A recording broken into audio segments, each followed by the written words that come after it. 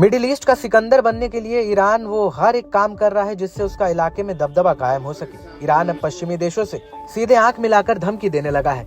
Iran अब हर नए दिन अपने सैन्य जखीरे में इजाफा कर रहा है। ड्रोन से लेकर हाइपरसोनिक मिसाइल तक और समंदर से लेकर एयर डिफेंस सिस्टम तक ईरान को अभेद किला बनाता जा रहा है। इस बीच ईरान के IRGC ने पहले ऐसे जहाज की डिलीवरी ली है जो समुद्र में ड्रोन और हेलीकॉप्टर लॉन्च करने में सक्षम है। यानी ईरान का नया स्वदेशी ड्रोन वाहक फारस की खाड़ी में IRGC के नौसैनिक बेड़े में शामिल हो गया है। ड्रोन कैरियर का नाम IRGC commander Shahid Bahman Bagheri के नाम पर रखा गया है।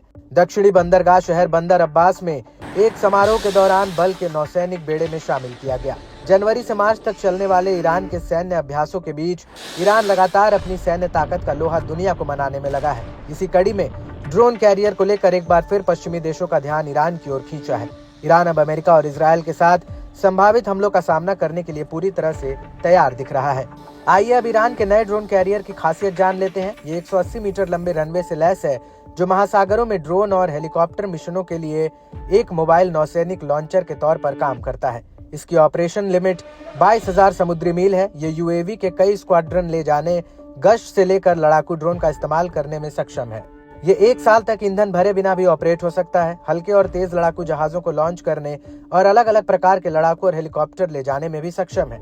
ये कैरियर अलग अलग प्रकार के छोटे विमानों और वायु रक्षा मिसाइलों से जुड़ सकता है।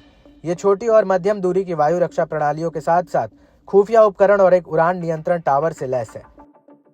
IRGC नौसेना के कमांडर ने कहा कि एक कमर्शियल जहाज को ड्रोन वाहक में बदलने में 2 साल लग गए। इलेक्ट्रॉनिक सिग्नल का पता लगाने के अलावा लंबी दूरी की जमीन से जमीन पर मार करने वाली तोपों और क्रूज मिसाइलों के साथ साथ गाइडेड जहाजों को भी ले जा सकता है।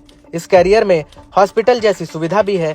ये जहाज पिछले IRGC युद्धपोतों से अलग है। ये कोहरे और मोहजर 6 जैसे बड़े ड्रोन को लॉन्च और रिट्रीव कर सकता है। मालूम हो कि पिछले महीने ईरान की नौसेना ने अपना पहला सिग्नल खुफिया जहाज हासिल किया था। ये पहला सिग्नल इंटेलिजेंस जहाज है जो अब ईरान की नौसेना के लड़ाकू अभियानों में शामिल हो गया है। ईरान में ही बना ये जहाज इलेक्ट्रॉनिक सेंसर, इंटरसेप्टर और अन्य साइबर खुफिया क्षमताओं से लैस है। गौरतलब है कि इजरायल और अमेरिका से तनाव के बीच ईरान लगातार अपनी सैन्य ताकत को बढ़ा रहा है।